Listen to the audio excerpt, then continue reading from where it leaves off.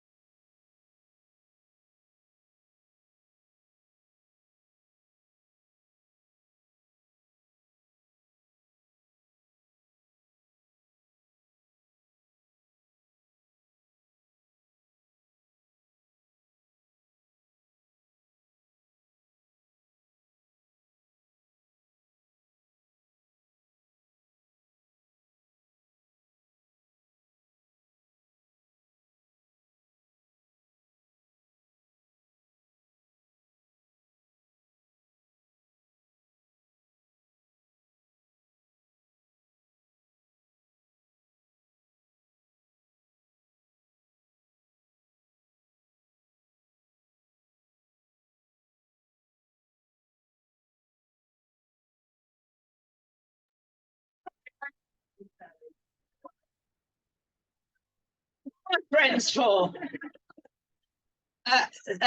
Bernadette, can you hear me now? Yes, yes, we can. Yeah, okay, fine. Just put your hand up. Yeah, okay. Right, sorry everybody. We're just trying starting again. So I wanted to say thank you very much to all of you for coming. It's absolutely fantastic to see such a huge room full of women. And I want to say also that this book has been the most enormous undertaking. I was at another book launch. Those of you from Edinburgh, a few of you were at it as well the other day, where one of the editors said, oh, I thought I'd never edit a book because, you know, it's going to be like herding cats. Well, her cats were very well behaved. I'm happy to say that our cats were very well behaved as well, because just to give you an idea of the scale of what we did, is there were more women involved in writing this book than there are in this room.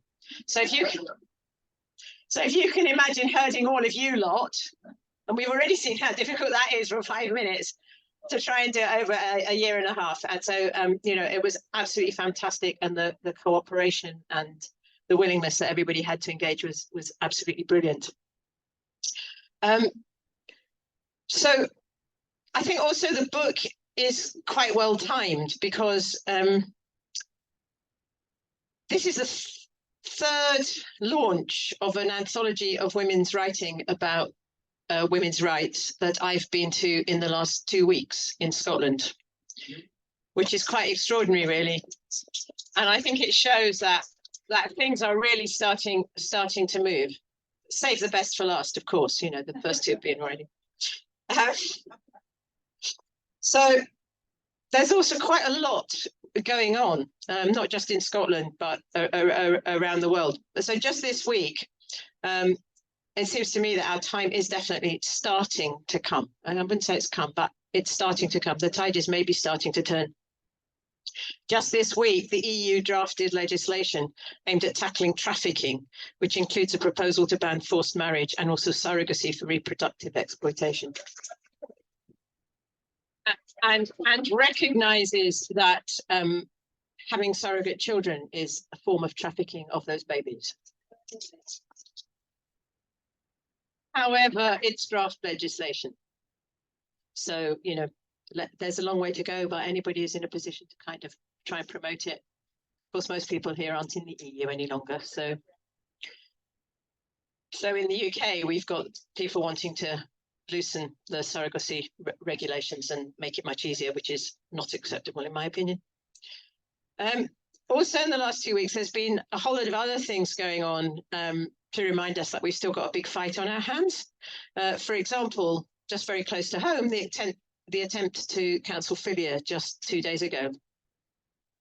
That was only actually prevented by the threat of legal action.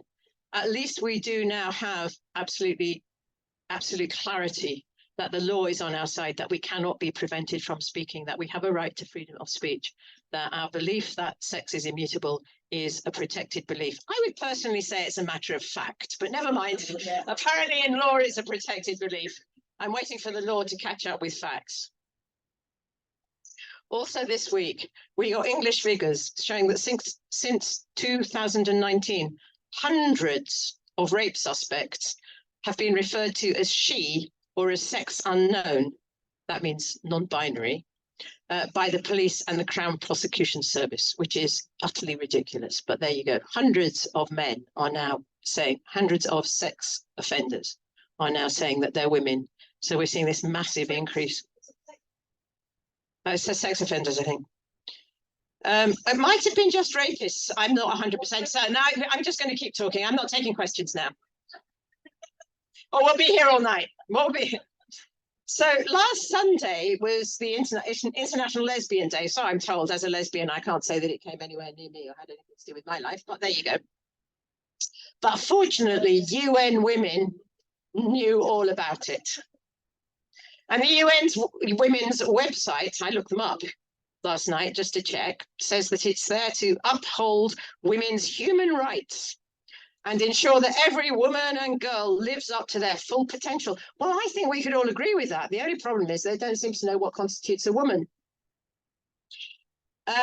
Because I think the giveaway is in their sort of headline on their website, which says, "We are the global champion for gender equality.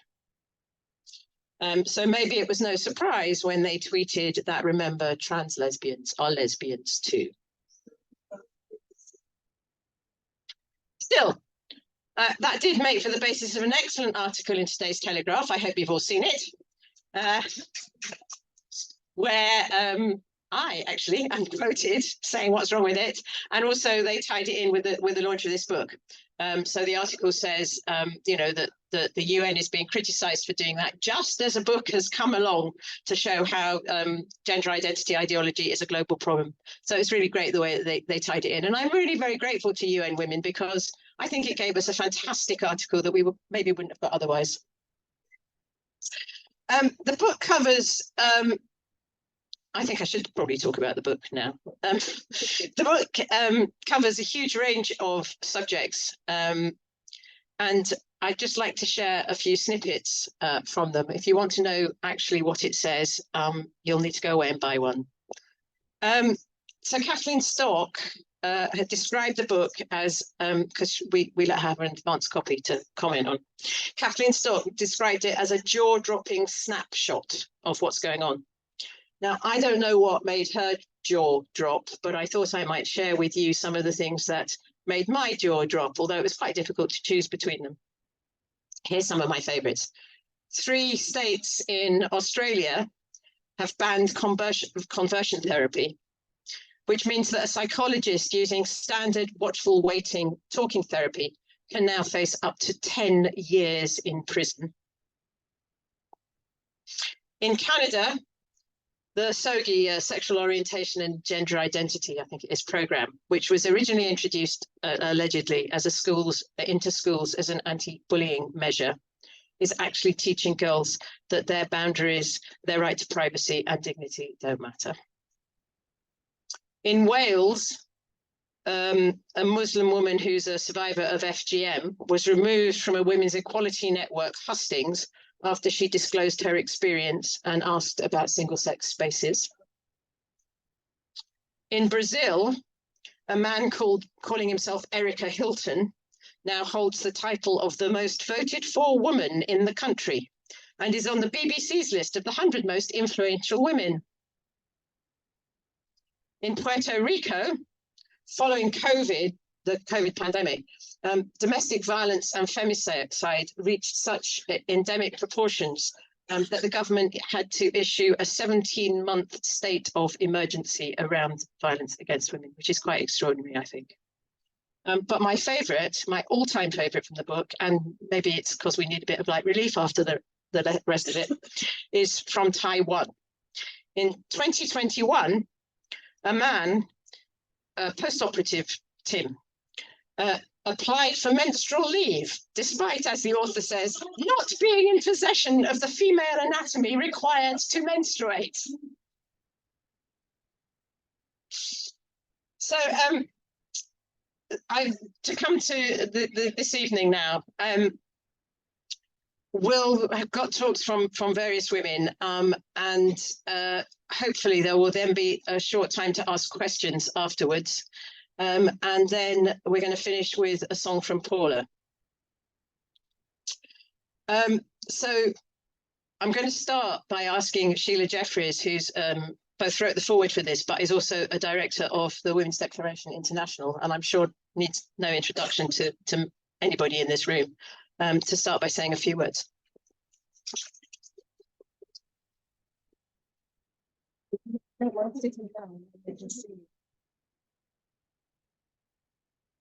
Sorry, we're sitting down. It's just, I should have lifted the... Hi, everybody. It's a great pleasure to see you all. Very great pleasure. And it's also my great pleasure on behalf of the directors of WDI to be able to introduce this great book to you all. Now, what distinguishes Women's Declaration International from all the other work that's being done to defeat the challenge of the idea of gender identity to women's sex-based rights is that we are international. That's what distinguishes this wonderful book too. Very many women have contributed, over 100, I think, isn't it? from around the world. So the book is extraordinarily international in its scope. There's no other publication that gives information about how successful this men's sexual rights movement has been worldwide. What is done to women in the name of gender, how we're being erased in language and in policy, and our whole existence as a category of persons. And no other publication gives information about the huge and increasing efforts being made by feminists to defeat it. So this book contains invaluable information from brave and committed feminists who are working on every front. And it marks an important new stage in our struggle. When I returned to the UK from Australia in July 2015, there was not much happening here around gender identity. The Tory government of the time was being persuaded that they should allow men the sexual excitement of having their fantasies of being women recognised in the law with no restrictions. Imagine the erections that would take place if self-ID was available, because they would all be having them, and we know that's really what it's about.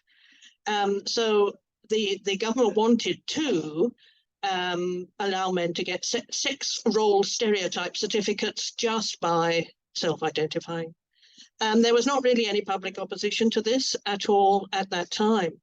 That only started when the government held a consultation on their plans to endorse men's sexual fantasies the next year, 2016. And then feminists started to set up groups in opposition. And that's only 7 years ago. But it seems a very long time, I think, probably to all of us who have been involved in all of this. It has seemed very much too slow for those of us involved as we became more and more furious and disbelieving at the success of the transvestites.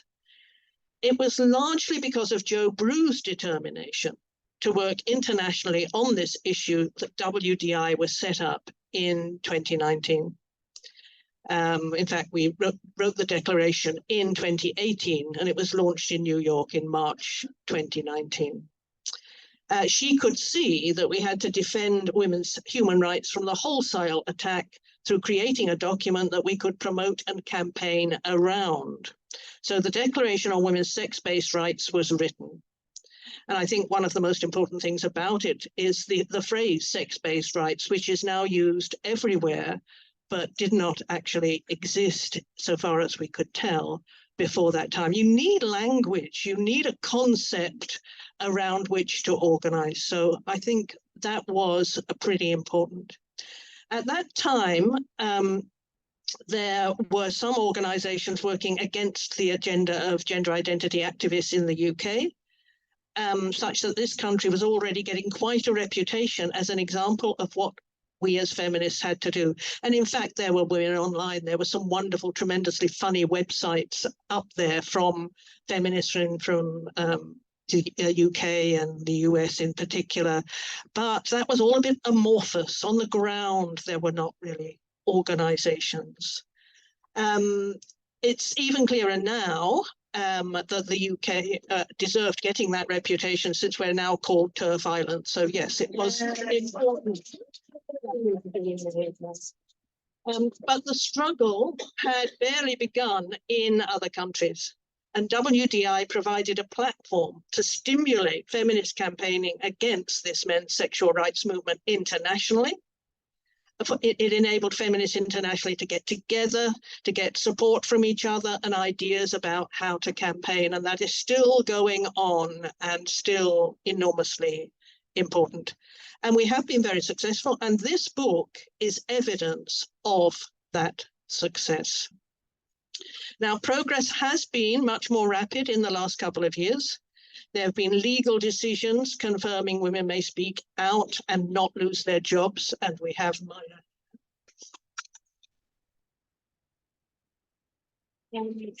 There have been facilities to sterilize children in the name of this ideology have been closed down. In the US, many states have taken decisions to end the transgendering of children. More and more sports organizations have decided that men pretending to be women should not be allowed to compete for women's prizes. There's been more and more documentaries, newspaper articles. I mean, it's all happening. It's very exciting.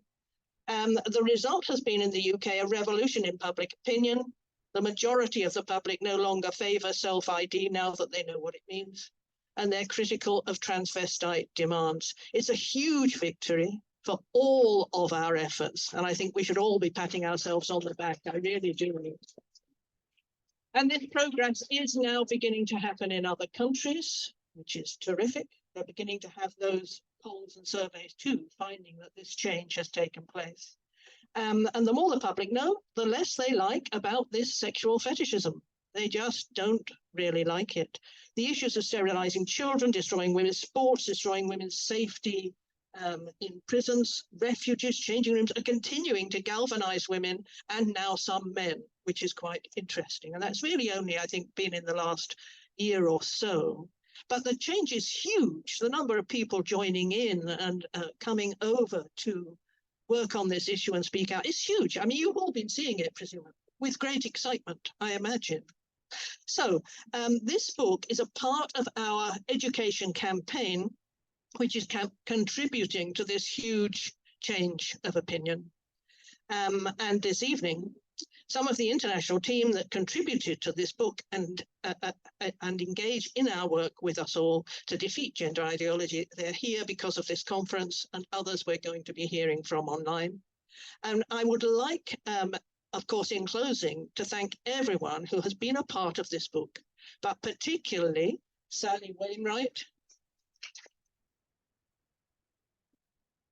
and Kath Aitken, who is with us online, who have put in a huge amount, a really huge amount of work as editors. And of course, thanks to the editorial group which supported them. I mean, it's a particularly extraordinary achievement since none of them had actually been involved in doing a book before. I mean, and it is an extraordinary job, as I think Sue will tell us in a moment. So I think it's a huge achievement. Of course, all the writers as well.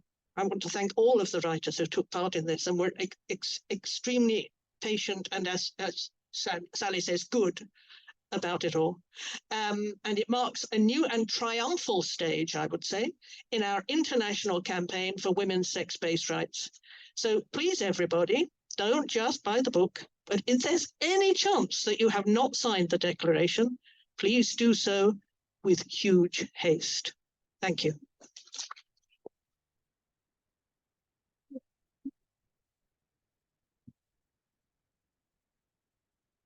Thank you very much, Sheila. And actually, it wasn't planned.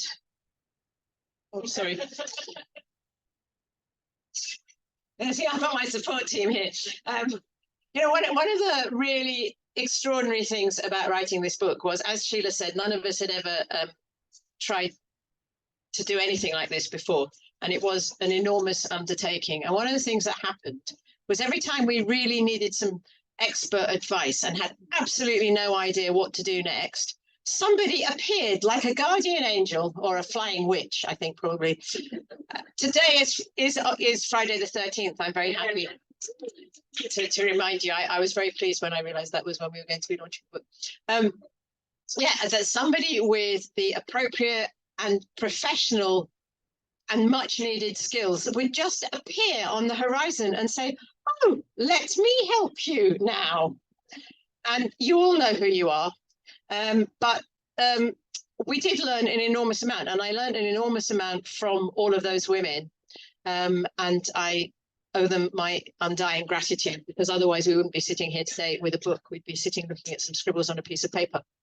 One of the lessons I learned, when I thought we'd finished the book, breathed a huge sigh of relief, I then discovered, because we were self-publishing, that we then had to learn a whole other set of skills and knowledge about how to publish a book, which is completely different from how to write and edit it. And one of the most important lessons that I think I learned was, next time, if there is a next time, ask Spinifex to do it. And I'm delighted to be able to introduce Susan Hawthorne from Spinifex, who was one of our guardian angels who came flying in and told me everything I needed to know at times when I thought I was completely overwhelmed with what to do about getting the thing towards the publishing stage. So Susan, thank you very much indeed.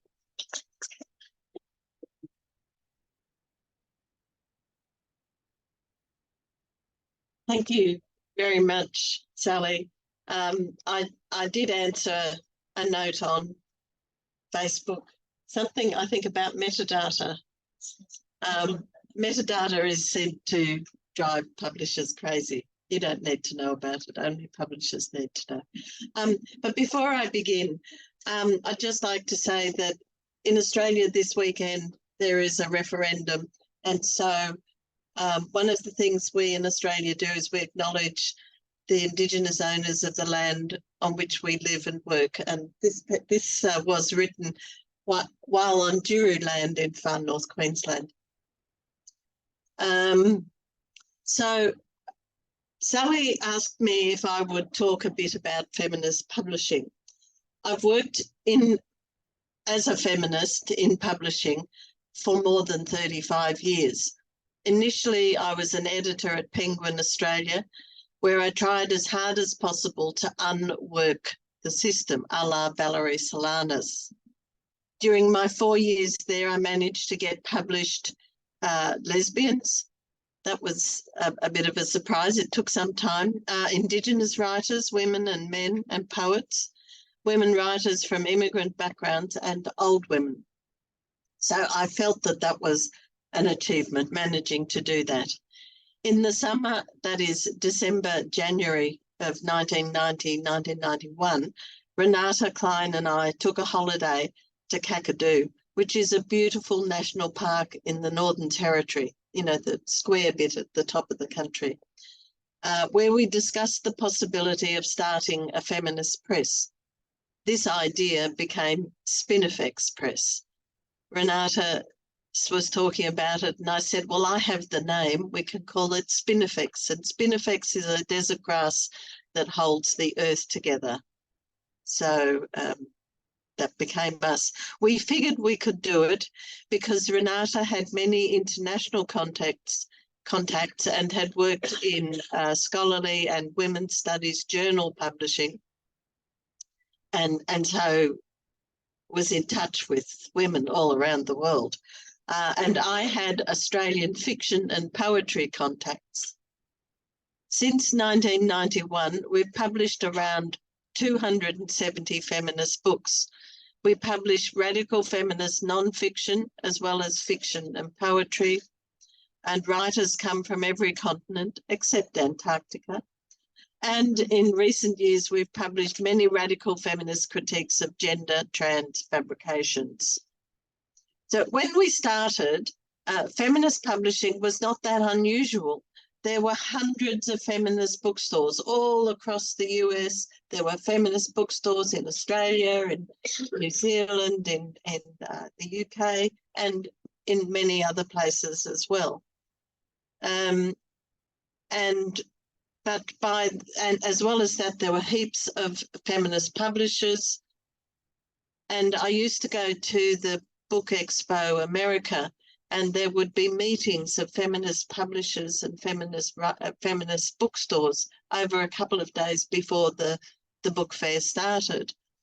And so it was a great time to be starting. However, in the mid-1990s, almost all of those were killed off by the superstores. So that's people like Borders, or not people, corporations like Borders and Amazon, the introduction of the internet, and the rise of postmodernism and queer. So across the US now, there are, I think, 3 bookshops, maybe. It could have gone down. There is one publisher that I know of, which is the Feminist Press, who have gone trans. Which is very sad. I mean, it really is dreadful. And there are hardly any bookshops in. I mean, I know that there's news from nowhere here, but there used to be a lot of other feminist bookshops in London and in other places. There are still some libraries, I understand. Does the Glasgow Women's Library still exist? No, it's the Glasgow Men's Library now. Oh, no. Okay. Oh, there's one more down. So this happened extremely quickly, and it happened first in the US and in Canada. In recent years, the death knell has been transgenderist lobby. Ordinary good booksellers used to have sections devoted to feminist or women's books. I mean, you can't even have a section called women's books these days, because you can have any, you might as well just say that's the complete category, because everybody can be there. So those sections these days are called cultural studies or queer or LGBTQ plus or some other meaningless variant. So it's actually impossible to find feminist books in a bookshop anymore. So feminist publishing, therefore, has mostly been declared dead for about a decade. Exceptions include publishing houses in India, South Korea, South Africa, Turkey, Canada, and there are some other publishers in places like Syria that are doing feminist publishing, but they're not feminist presses. But nevertheless, there are some good things coming out. So I'm also pleased to see some new publishing houses coming into existence in places like Germany and Spain. And I hope there will be many more coming up as the years go on. So what are the challenges for feminist publishers? Well, the first is surviving. Maintaining our stamina because the workload is very high, trying to stay viable financially and artistically. We started out by saying that we publish controversial and innovative feminist books with an optimistic edge, and we are still doing that. The optimism is the mad belief that we can turn around this behemoth patriarchy, sometimes by sheer will, but especially through the spreading of radical feminist ideas. Excuse me. So please support us by asking for our books from bookshops, beginning with Words from Nowhere, by buying directly from our website, by putting our books on courses or referring to them when writing about feminism, sharing our social media posts, and subscribing to our monthly newsletter. There is also a donate button on our website, but most of all, buy this.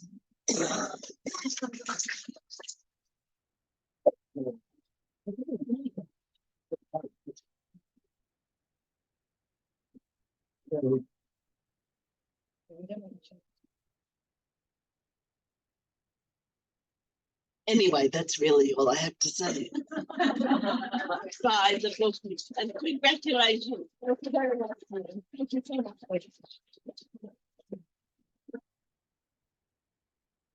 Time for the quiet. Thank you very much. Are you gifting me your tablet? Thank you. That was really interesting. Just on the point of buying the book, buy the book. Okay. The point of a book launch is we buy the drinks and you buy the books. So buy the book. But even if you've bought the book, even if you've bought 10 copies of the book, because after all, it's nearly Christmas. And I'm sure you're looking for good, anyway, I have a request, which is that you go into your local library and you ask for a copy. Because if you go into your library and ask for a copy, if enough people go into the library and ask for a copy, they will eventually get it in. And it's probably good form when they write and tell you that they've got it in finally in a year's time to go and pick it up, because otherwise it'll sit on the shelf unpicked up. But please do go into your local libraries and ask them for a copy of the book. So our next speaker, I'm feeling a bit rude because we've got speakers on Zoom. We've got three of our international speakers are on Zoom, and because I can say it was chaotic in here because I'm responsible for it because of the chaos that was going on at the beginning. I haven't actually said hello to you. So hello to all of you panelists on Zoom. It's lovely to have you with us. And as it happens, we're actually going to ask, I'm going to ask Vaishnavi, who's here with us from India, to speak first. And then we've got three women who are going to attend that speak online.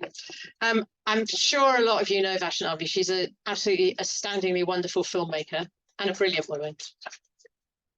And I love her to bits. And Vaishnavi, come on, tell us about the situation in India.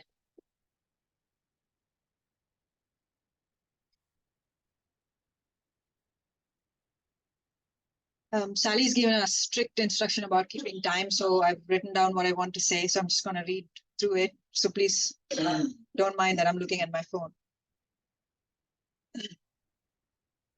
I have lost the number of times I have brought up rape statistics in an argument, or the experiences of Indian lesbians who are subjected to corrective rapes by their own family members. I scream as loud as I can about the marital rapes that still isn't illegal in India. I can't stop talking about the harms of the caste system that lays additional hurdles and unspeakable violence in the lives of women who, just by a cruel chance of birth, have their fates sealed permanently for the worse. I can't imagine what goes on in the minds of women whose bodies are used as an incubator for babies ordered by affluent families worldwide, when the newborn is snatched away even before she has woken up from anesthesia. The unspeakably damaging life of women and girls trafficked or forced into sex trade, with nearly 15 to 20 males penetrating her on a nightly basis, where in some cases, underage girls are injected with cow's steroids by Johns. The degeneracy of men who look for videos of women who were gang raped on porn websites moments after the media releases the victims' names. And the number of times this has happened where the victim was a minor, or just every form of abuse an Indian woman faces from the time she is born to the time she is murdered, dead, or she kills herself. As a 37-year-old adult woman who has campaigned for women's sex-based rights my whole adult life, I find myself in a strange predicament, as I can't seem to get by a single day without being called a fascist or a Nazi for stating that the atrocities that women endure on the basis of their sex can't be wished away by capitulating to any dogmatic ideology.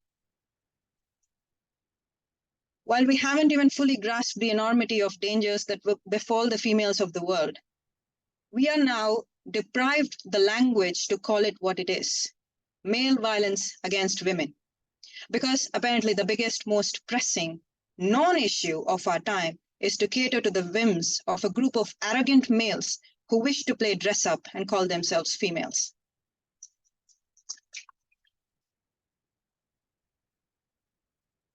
Having seen my country be ravaged by some of the most unfathomable sectarian clashes and the blatant impunity the abusers enjoy, I certainly did not imagine that we would be here in 2023, holding conferences and campaigns to fight for our right to call ourselves adult human females. So given that there already exists mounting reasons to focus on violence faced by women, the dangerous developments triggered by gender identity ideology in India, and how the focus has completely and blatantly shifted to glorifying the ideology is worrying. As just one example of the many that are going on in India, a 30-something man convicted for raping a minor pleaded innocence, claiming trans identity. Court used preferred pronouns and placed him in women's prisons estate where he doesn't belong. Further, in its judgment, the court had informed the Director General of Police that special arrangements are to be made for detaining her at a woman's prison until she is transferred to a special jail for transgender convicts. There is no such special jail and no updates on whether the man was moved. The DGP was also directed to see to it that the dignity and honor of the accused is safeguarded while at the women's prison. Now, for context, there are over 20,000 female inmates in jails across all states in India, yet only 15 states and union territories have women-only estates. In total, there are 31 exclusive female facilities, but only 18% of female prisoners are incarcerated there. So despite the low occupancy in these female-only facilities, women are housed in overcrowded cells amongst the male prisoners. States with no separate jails, of course, have no alternative, but the problems are exacerbated in sub-jails, where overcrowding can touch up to 400%. Lack of attention to the specific requirements of incarcerated women has resulted in continued neglect of their human rights. Food rations are smaller, infrastructure is poorer. They often lack access to adequate female prison staff, good sanitation and hygiene, accessible healthcare, and legal aid. Women are known to have had miscarriages and not taken to hospitals until hours after bleeding in the cell. This is apart from rapes, abuse, and terror women face as part of custodial violence in the hands of male officers. And the court wants to prioritize the dignity and honor of a man. This is just one of the numerous dangers to Indian women's sex-based rights and their spaces. There is very little resistance as all sections of society have been captured completely. Even the Chief Justice of India believes male and female are not absolute concepts. I fear for women and girls in my country, but I will strive to not stop talking about it. Thank you.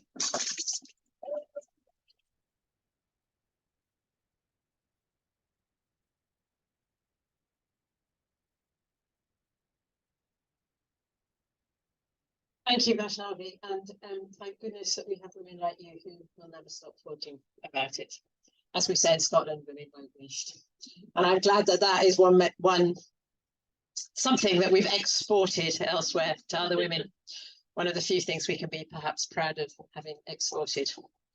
And the other thing is that what Vaishnavi's just been saying and what our other speakers are going to say as well, our next speaker is going to say as well, makes clear that this is not just, as I think so many people have always thought, a problem of the global north. This is happening around the world, this gender identity rubbish. I don't know what to call it, but it's polite. So anyway, so if I can actually introduce our next speaker, Maria Binetti from Argentina, who's written a very interesting chapter in our book, of course, not in anybody else's book, because we wouldn't be having her here. She might have written other chapters as well, but called Gender Equality for All.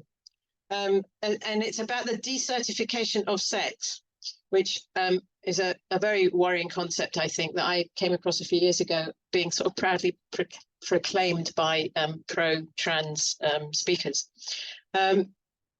As far as I could make out reading Maria's article, the gender equality for all actually means all genders, except if you're actually an adult human female, then you don't get the equality. But Maria, you've got more to say about that than I have. So welcome, and let me hand over to you. Just want to make sure that you can be heard. Can you just say hello?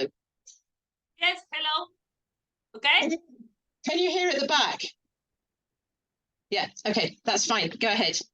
Thanks very much. Thank you, Sally. Thanks to WDI. It's a pleasure and an honor for me to be part of this huge team, an amazing team. And as you said, I wrote 2 articles, one with Lara Salvatierra from Peru concerning surrogacy in South America, and the second one, which is what I'm going to talk about, is focus on Argentina. The title of the article is Gender Equality for All Genders, in plural, multiple genders, the Argentinian phase program for the certifying sex. Gender equality applied to all genders means something like, I don't know exactly what that means, but something like the right to perform any kind of self-perception. That would be the idea, to the right to perform freely any kind of self-perception. I took the expression of a phase program for the certifying sex. That is not my expression. I took that from a final report written by the group of scholars from the King London College in London. The King College in London last year. The report explained the steps to operate a gradual decertification of sex. That means the strategies of manipulation for the desertification of sex, globally speaking. So Argentina is one of the best examples of what is happening in South America, is the certification of sex. South America is the most unequal, corrupt, and violent continent for women in the world. Half of South American women are poor. Countries like Brazil, Peru, Colombia, Mexico, Argentina are completely captured by this lobby. Let us remember that Ecuador and Bolivia were the first countries to implement gender identity in their constitutions, followed by Argentina and Brazil with gender identity laws. Argentina was the first country to allow a legal change of sex by self-declaration at any age. We have kids of 4 or 5 years old with the new ID. But the interesting chapter in Argentina is that since 2019, we have a ministry for all genders in plural that includes all gender identities of pregnant people and penis ejaculating people. This ministry has an annual budget of 3.4% of the gross domestic product to implement the genders agenda in every area of the state. This agenda is operated through administrative and executive orders, plans, programs, provisions, without any debate or consultation. And these orders are directly executed or implemented by the president, ministries, secretaries, but without any debate from the people.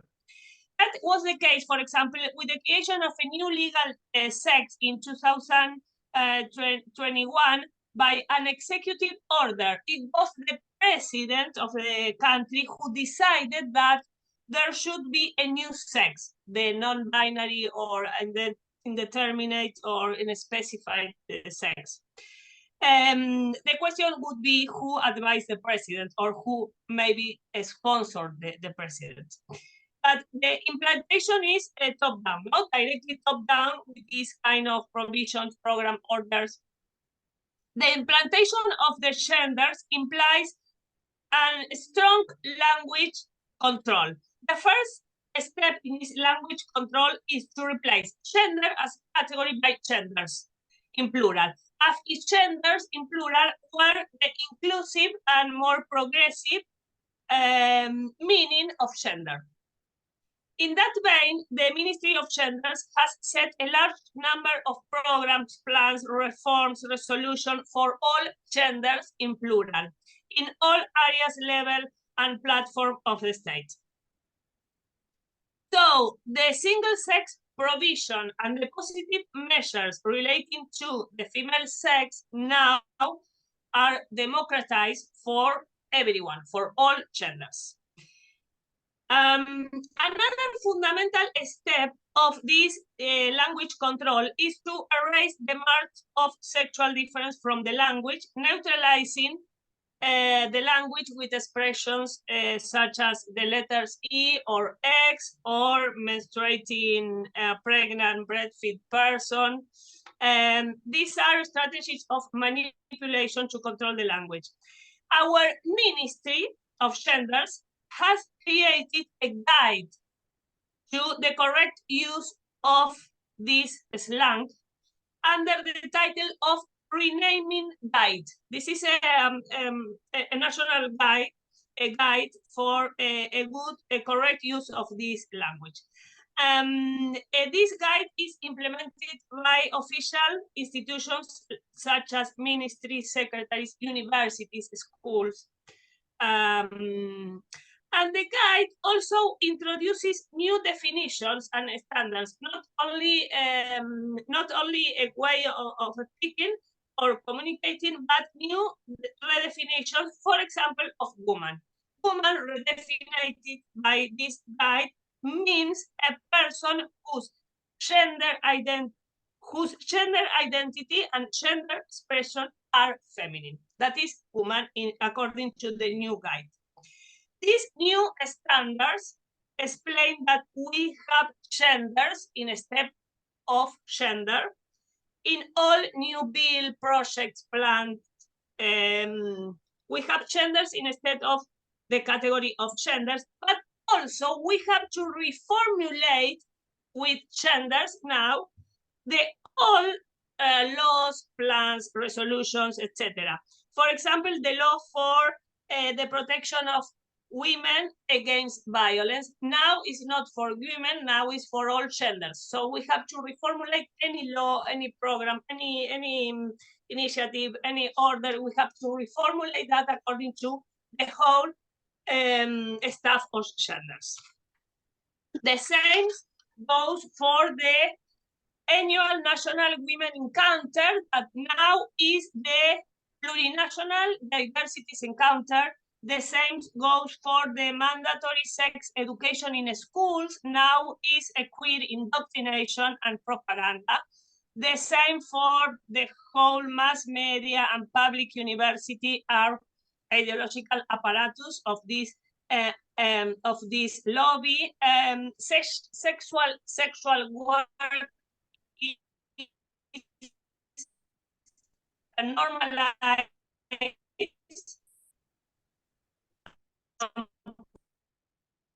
You just can you just hang on a minute? We can't hear you. It's frozen. Can you just wait a second, Maria? By the state, by education conference. Can you hear me now? Yeah, you're back. Thank you. We lost about half a minute of your speaking. Okay, so I'm coming back. We have to formulate new laws and programs and according to the standards of all genders, but also to reformulate the old ones. So we have to reformulate laws, programs according to genders. For example, the law, we had a very good law against women's violence, and now this law is proposed to be reformulated for all genders. The annual National Women Encounter now is the Plurinational Diversities Encounter. The mandatory sex education in school now is queer indoctrination and propaganda. The mass media, public university are completely captured by this lobby. Sexual work is normalized and promoted from the state. And the interesting issue is that the legalization of abortion is a flag manipulated by this queer establishment to erase the category of women and facilitate reproductive exploitation in the whole South America. It already happened in Argentina, and that is a plan for the whole South American to manipulate the flag of abortion. So that is how the desertification program is going on in Argentina around now. However, now the country is in the middle of a complete crisis, economical and social crisis. So thanks to that crisis, the advance of queer ideology is frozen, thanks to the political message such that this agenda is frozen. So we are very, very bad, but it could have been even worse. Thanks to the crisis, this picture is frozen by now.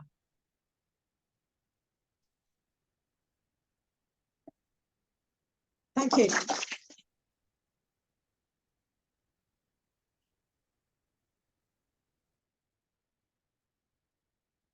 Thank you very much, Maria. Listening to you reminds me when I first started reading the submissions that were coming in for this book, it's so depressing. You know, like every story you hear seemed to be worse than the one before. But I think what's so important is that those stories are being told, and that this book and other work that people are doing in this room and elsewhere are helping those stories get out there. And, you know, the more light there is on what's happening, the better.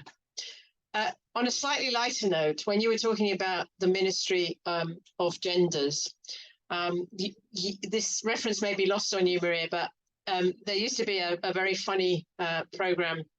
It was a satire anyway. And one of the things was John Cleese, a very, very, very tall man who used to do the Ministry of Silly Walks. And he would kind of strut across the room with making sort of stupid walks anyway.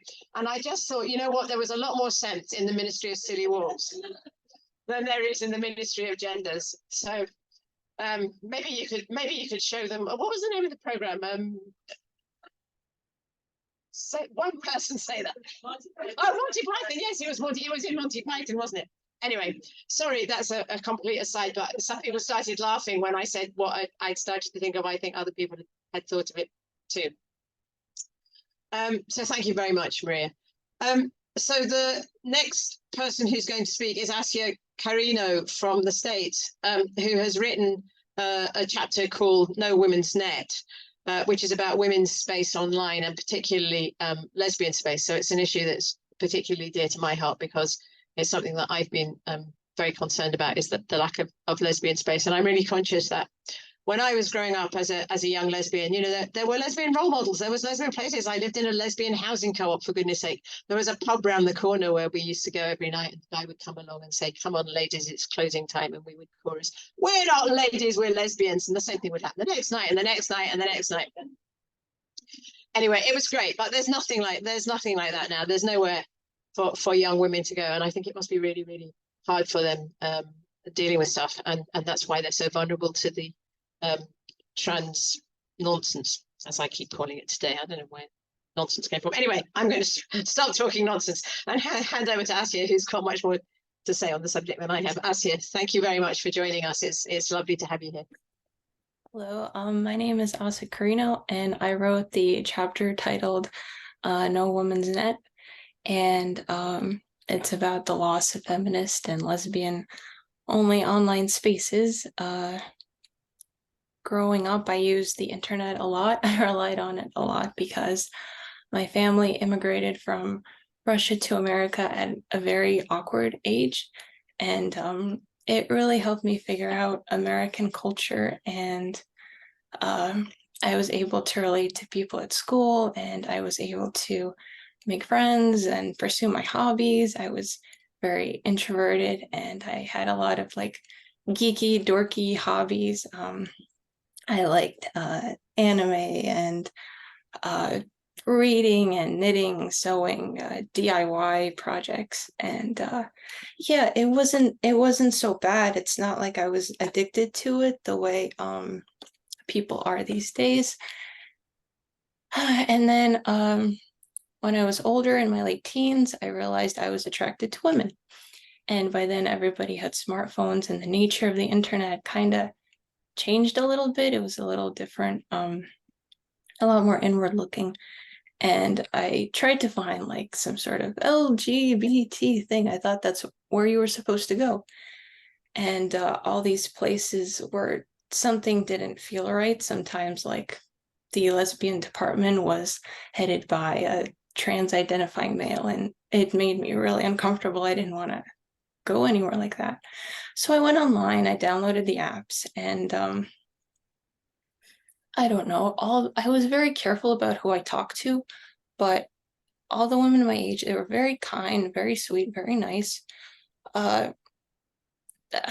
It's like you could tell we were both very worried if the person on the other end really was a woman, but no one was willing to really talk about it. And it's like there was some sort of magnetic field preventing us from talking about our problems, which were exactly the same, coming from both being women and being lesbians and the patriarchy. So that was off topic for some reason. No other young women were interested in talking about this. And time went on. I didn't really make any deep connections or anything. I turned to books a lot, especially from the 70s. I realized that if all the women of the world could talk to each other in a safe space, that would really destabilize, I don't know, the patriarchy. That would make it too easy. So of course, it's hard to have these sort of places. And I don't know, going forward, I think part of the solution are independent spaces that are not vulnerable to whatever big tech wants to do. And hopefully that'll help build a more resilient community, I don't know, and help have some continuity so we can all weather whatever comes next after this. Thank you for listening to me, and I hope everyone has a wonderful rest of their day.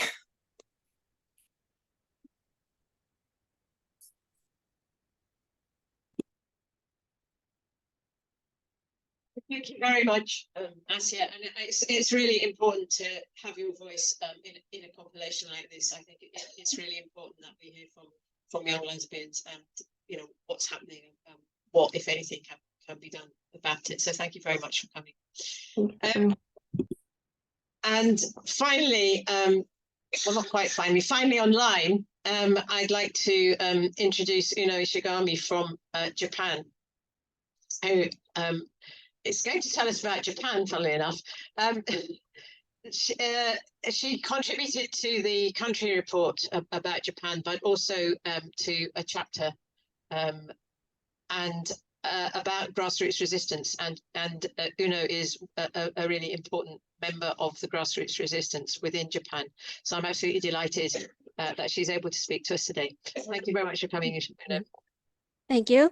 Hi, I'm Uno Ishigami, Japanese country contact of WDI.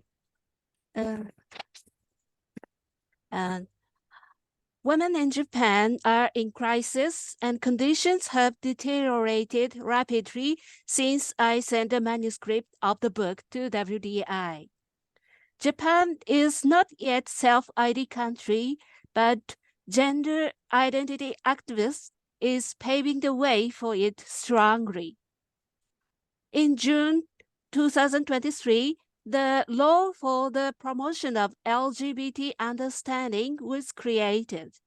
This law promotes understanding and consideration of transgender people who have not even legally changed their sex status. In July, the Supreme Court ruled that a trans-identified man should be allowed to use the women's restroom at his workplace, like any other female employees.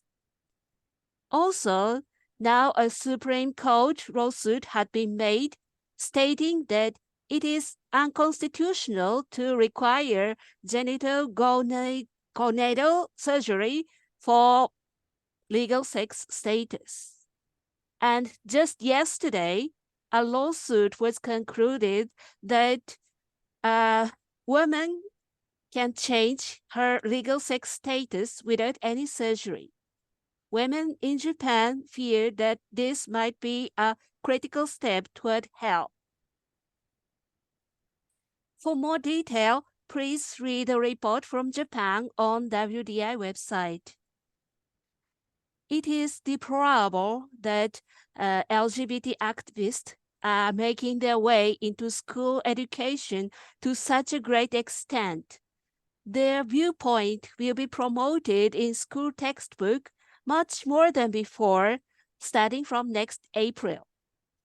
Academia does not understand the seriousness of this situation, and liberal feminists and academic feminists are the maidens of gender ideology. The place is on the side of gender ideology. Especially the public broadcasters and left-leaning major newspapers are terrible. But we can see some good indications. Gender ideology was first known to women around 2017 or 18, but for some years, the general public did not pay attention to it because they thought it was just an internal dispute between some feminist factions. But the situation has gradually changed, and this year, with the creation of the LGBT law, a great many conservatives realized the seriousness of the issue. The topic of women-only restaurants being eliminated from public areas and parks has become known to the general public. The elimination is not only because of budgetary reasons, but also out of consideration of transgender people. Angry voices of opposition are now being raised from a wider range of people, including parents with small kids. We are now in the phase of spreading information face-to-face to general public and to legislators who had not been unaware of danger of gender ideology. I respect the individuals and groups doing such works. And there is a feeling among the general public that it is unfair to silence other people by saying they are discriminatory.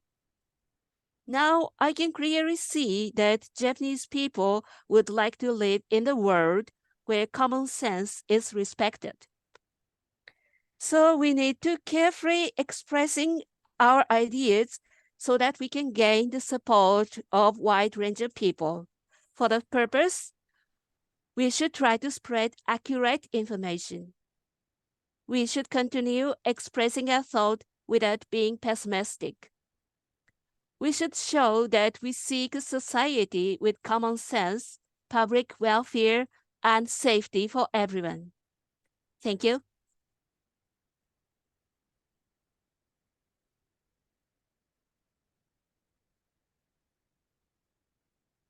Thank you very much. You know, it's depressing to hear. See, we're back to that word, depressing. It's depressing to hear that things have got worse since you submitted this. And I think that's one of the things about a book like this, is that the world is changing so fast that, you know, we're really conscious that this is, to a degree, a snapshot of the situation, particularly the country reports, because, you know, laws are changing all the time. And in some places, we see the TRAs getting the upper hand. And in some places, happily, we see the women getting the upper hand. And as you so rightly say, common sense. And that's all it is, common sense. And I think, you know, I don't know how many years' time, people are going to look back at this and think, there's literally a collective madness that has taken over the world. You know, this is just the most ridiculous. If somebody had said, oh, men can be women or women can be men, I mean, it's ridiculous. It's utterly ridiculous.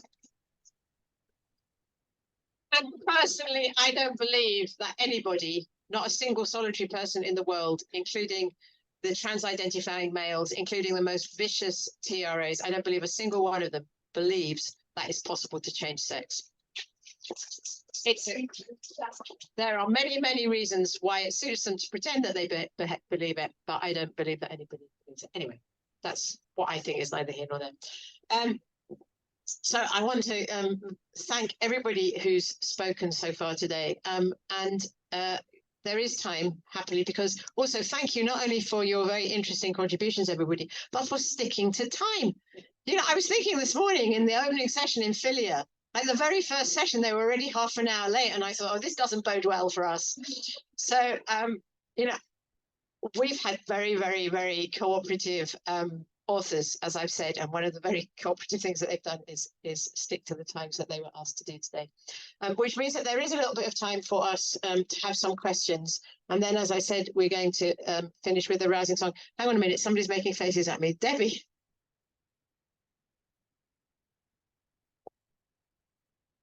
It's all right, she can. We've got a chance for questions or for contributions from the audience. Thanks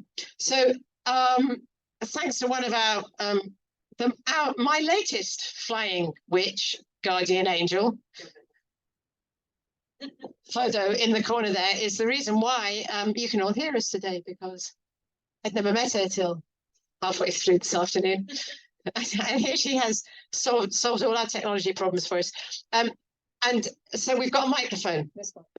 And if you are confident that you've got a very loud voice, and particularly if you're towards the middle of the room, you may decide you don't need it.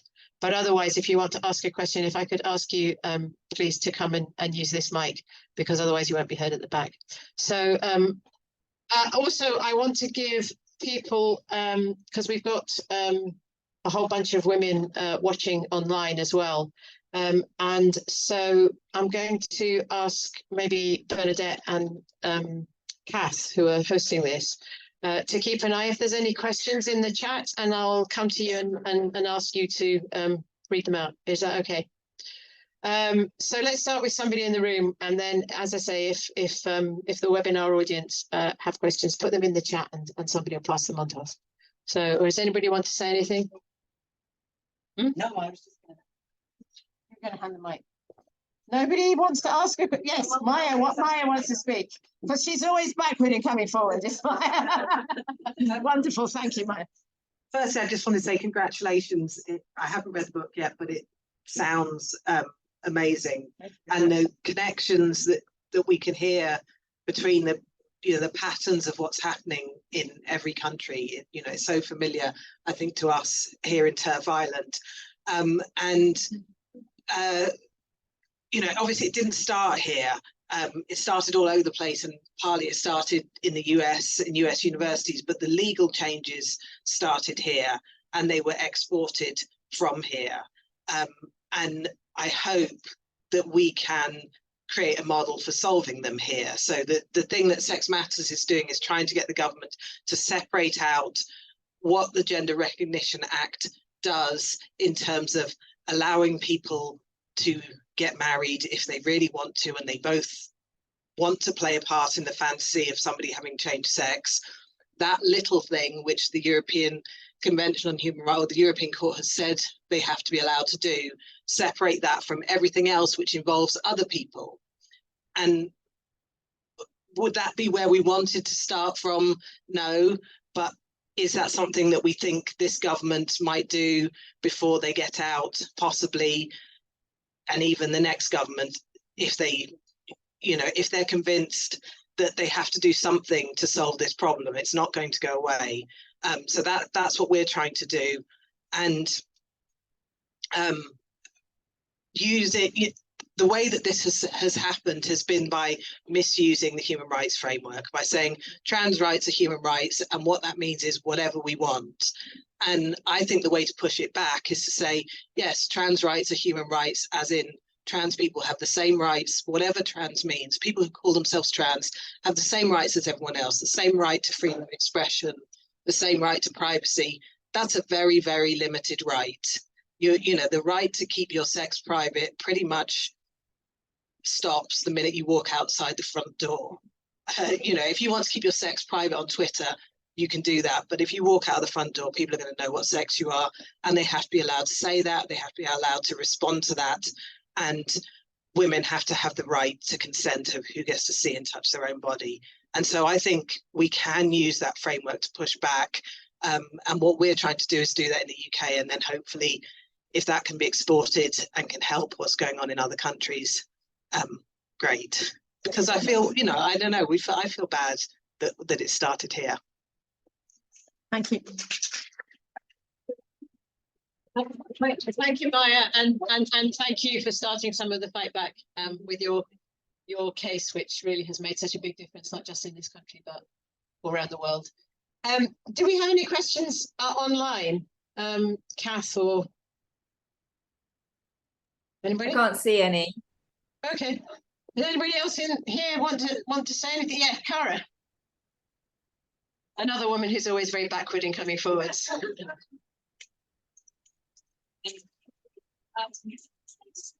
Thank you so much. Oh, they can't see me. That's fine. Come here, and then they'll be able to see. Okay. Oh, that's okay. Thank you all to everyone. Hi, Maria. Thank you all who contributed. Maya, thank you. We Americans take quite a beating for getting blamed for all the gender nonsense that's perpetrated all over the world. Much of it very deserved. I want to own that. But thank you. I just really want to acknowledge that, and thank you for saying that. My question to the speakers, though, also is, hi, Carrie. Just if you felt like sharing a little bit about what did it feel like to contribute to a compilation like this? I did not contribute an essay. I talk a lot and everyone hears from me, and that's all nice and everything. But I really didn't want to, because I wanted to hear from everyone else. I wanted to hear from women all around the world who don't necessarily always get a voice. And I'd love to hear if you have anything to say about what did it feel like to contribute to this really important compilation? Thank you, Cara. Who would like to answer that? Or well, Vaishnav is not here. So it's who online would like to say anything about that?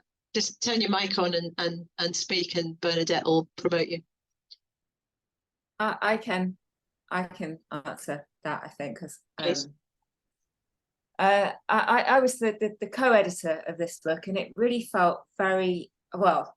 it was a big project, and the first thing I learned, I think, is that if somebody says to you, do you want to help make a book, the answer is no. Because it was such a giant piece of work. Sally and I and everybody else who contributed, I think we really had no idea what we were undertaking. But it once we got moving, it felt really great to be a part of WDI, because it has roots in so many places and from so many women, and we had really nothing but goodwill and help from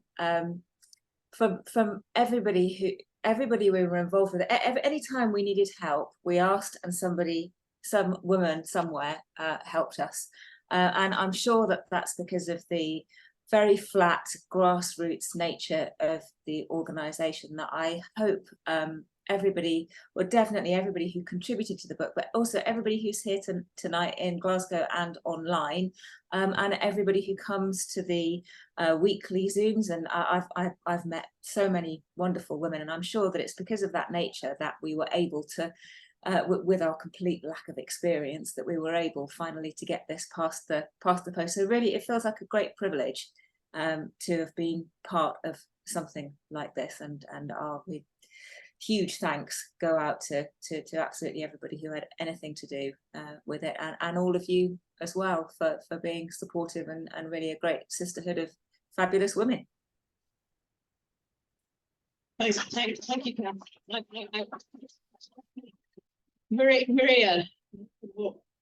Yes, I would like to express my special recognition to you, Sally and Kat, because the work you did was amazing. Imagine to recollect and organize so many articles from so many countries in the world. It was a huge job, and you did it impeccable. So my recognition for you.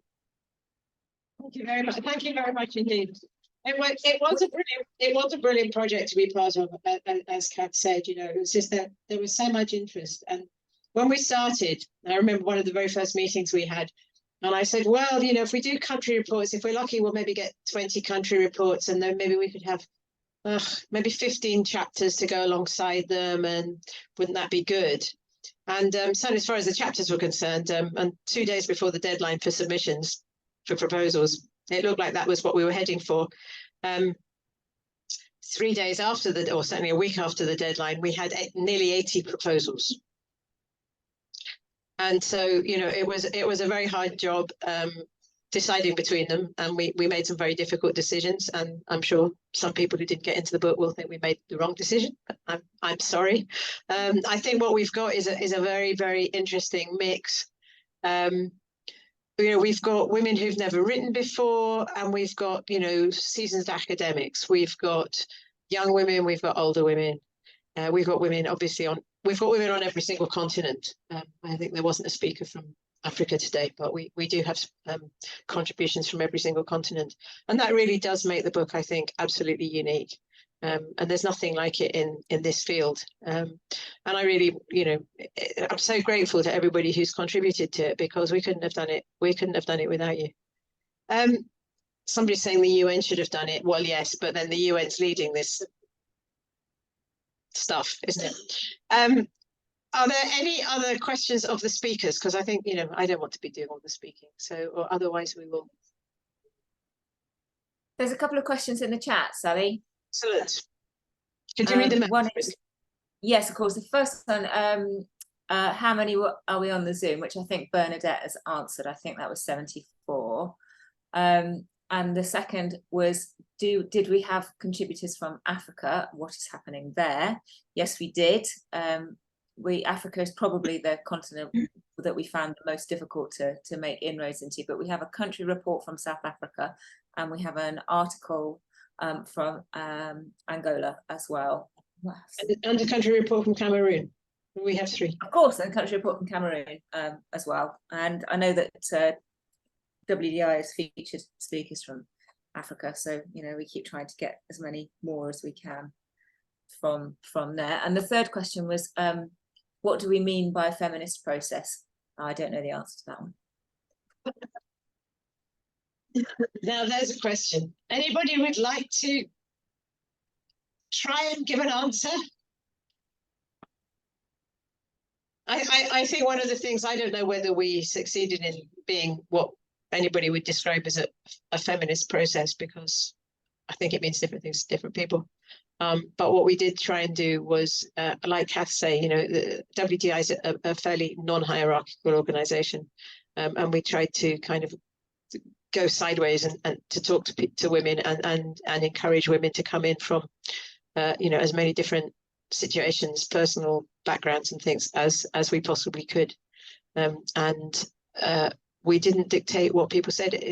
The way we went about writing this book probably isn't the way that you know, anybody academic would have done. We didn't sit down and say, now what do we need to cover? Let's go out and look for people to write it.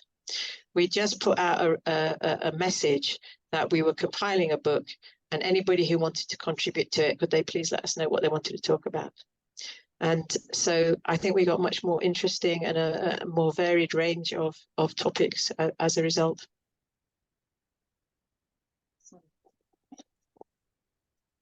Sally's responsible for the wonderful article in the Telegraph. Thank you very much. I just have a question for anyone associated with the book. Oh yeah, sure. Oh, sorry. That's all right. I just had a question for, I'm Sally and I work with Myrick Sex Matters. And just very quickly, it's all thanks to Sheila, a lecture that I attended of hers in 2007, when she planted that seed. So thank you. She was asked what the next frontier for women's rights was, and it was this in 2007. So my question is, given the amazing country reports and patterns that we're seeing, you know, as mentioned tonight, how does anyone associated with the book, as authors, editors, how do you think it can be used campaigning wise, obviously at the country level, but also at a global level? How do you think, what are the next steps? How can what is in this book be best used in the campaign, in a campaigning capacity? Thanks, Sally. Does somebody else want to answer that? Okay, well, I'll start a conversation and other people. I mean, I think also, you know, this isn't just a question for those of us that wrote the book or were involved in editing it. I think it's a question for all campaigners, all human rights defenders, as we were talking about this morning. I think for me, one of the things is that the campaigns are different in every country because the situation is different in every country. And the strength of the women's movement and the feminist movement is different. And the extent to which women have freedom and are able to campaign and speak is very different as well. And so I think there isn't probably a single global answer to that question. But one of the things that we were told when we started doing the book was women said, we want to be able to use the information in the book to speak to our governments and to say, look, you know, either you're doing really well here compared with other countries, keep it up, or more likely you're doing really badly here, look what somebody next door is doing and why can't you do that instead? And so that's why I don't know if you've had a chance to look at the book yet, but the second half, the first half is the kind of discussions in the chapters that we've talked about. The second half is a series of standardized reports from 35 different countries. And so it is possible to make comparisons. So I hope that will be, you know, useful to women. We tried to do that because it was something that was asked for. I don't know if anybody else, really anybody in the room, you don't have to have contributed to the book to have a view on this, or indeed to have a view on what feminist process is, or any of the other things. So does anybody else want to say anything?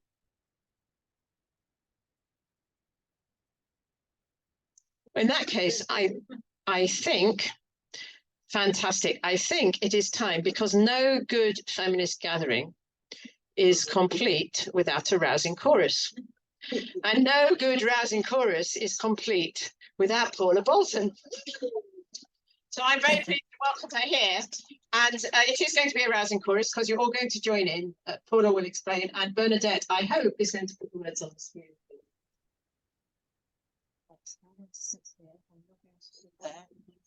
And I did want to just say a couple of things first, which is that Sally and I have been on this journey together, because while she and everybody else, including my contribution to it, has been doing women's rights, gender wrongs, I've been doing women's ways, women's plays. And I was helping Sally work through the self-publishing process, because as working class women writer myself, I've never wanted to jump through the middle class hoops that you have to get published. I don't know the way, but I did discover self-publishing. So I tell the stories of the working class women in my town in Corby. And I mean, it's been great fun, because we've had late night conversations. How the hell does this website work, you know, to make it work? So I did want to say that. Also, WDI, anybody here at the Swedish Women's Camp in 2018? I think there's a couple of women at the back there. I remember sitting on the coach with Jo Brew on the way back, and she was talking about this WDI thing as an idea. And it is wonderful to see what an amazing job you've all made of it. And, you know, it is a fabulous campaign. Thirdly, just to say, we forget the arts. We are so busy out there campaigning and banging our heads and reading long treatises and writing long treatises. We forget to say it simply in a way that will stick. And that is what this song is that we're going to do. It's on page 23 of your book, if you've got a book. But I wrote this for Labour Women's Declaration. And we have these 7 pledges, and you haven't got time to do 7 pledges when somebody says, what do you stand for? So I thought, oh, I'll turn it into a song then. And I've used a suffragette tune, which also was John Brown's Body. So it's been used, it's got a good history. And the thing was, whenever I posted it on a Labour forum, it would get taken down as hate speech. However, if I argued just using the lyrics, we know that girls and women are oppressed because of sex, and female-only spaces must be guaranteed and kept. We want the right to fairness and to safety in our sports, and the cause goes marching on. They didn't even know I was quoting lyrics at them. But I think, you know, the swan song, you know, when people die, very often the thing that they have in their minds is poetry and song. So if we can get these short, pithy things and sing them at people, you can sing the walls down of Jericho. You know, we can do it. So let's sing, basically. Is it going to be YouTube or just this? I think this is this. Okay then. Oh, she's taking the words off it. So it goes. We know that girls and women are oppressed because of sex, and female-only spaces must be guaranteed and kept. We want the right to fairness and to safety in our sports, and the cause goes marching on. No more silencing of women. No more silencing of women. No more silencing of women. Our voices will be heard. Educational, the right to speak, the right to speak, the right to state our views, the right to hold opinions which are not the same as you, the right to not be cancelled when we simply speak our truth, and the cause goes marching on. No more silencing of women. No more silencing of women. Silencing of women, our voices will be heard. Educational, political, and leisure and the arts may need women-only spaces if we're going to make a start in organising women as a sex to change the world, and the cause goes marching on. No more silencing of women. No more silencing of women. No more silencing of women. Our voices will be heard. When we organise together, we should do so free from harm, and our brothers who stand with us must not sound in the alarm. When abuse, intimidation, and harassment is on show, it's time to shout out, no! No more silencing of women. No more silencing of women. No more silencing of women. our voices will be heard. Thank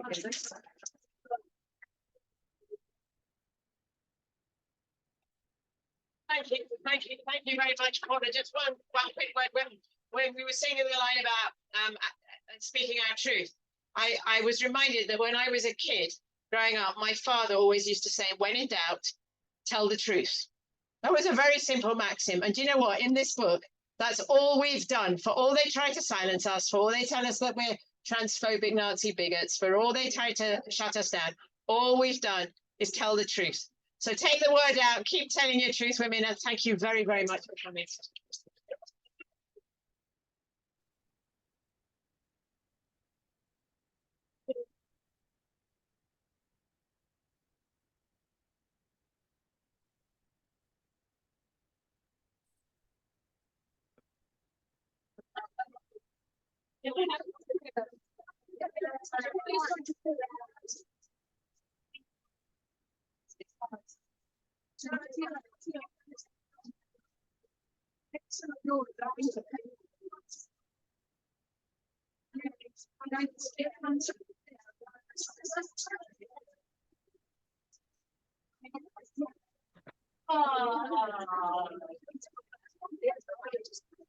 I'm just going to highlight Sally's thing. I don't know quite what's happening there. I think it's finished. There you go. So thank you everyone for being here, and I'll just Thanks for doing it, Bernadette. beginning and until everyone's gone. Okay, thank you. Bye-bye. How to celebrate the book. Bye. Yes.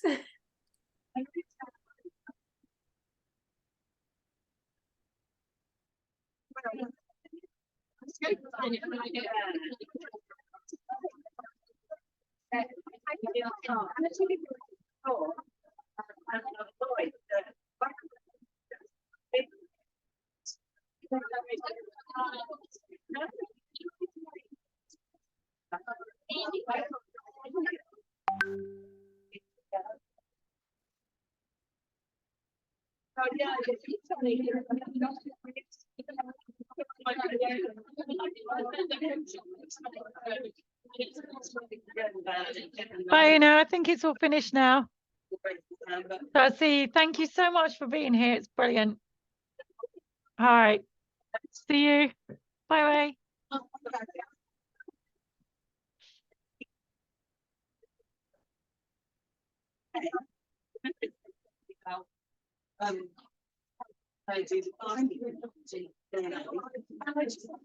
The right labels in the card. So yeah, thank you very much. There's a big thing of that. Really well done.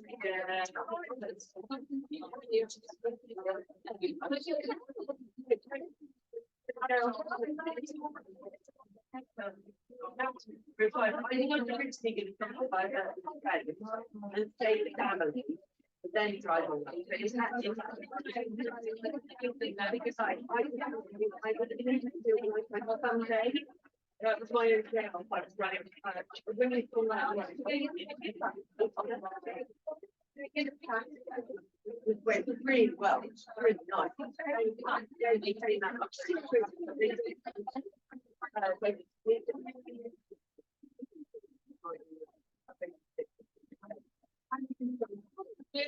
And yeah, and just right. You know, yeah, but you know, I'm doing all my admin in the phone. Yeah.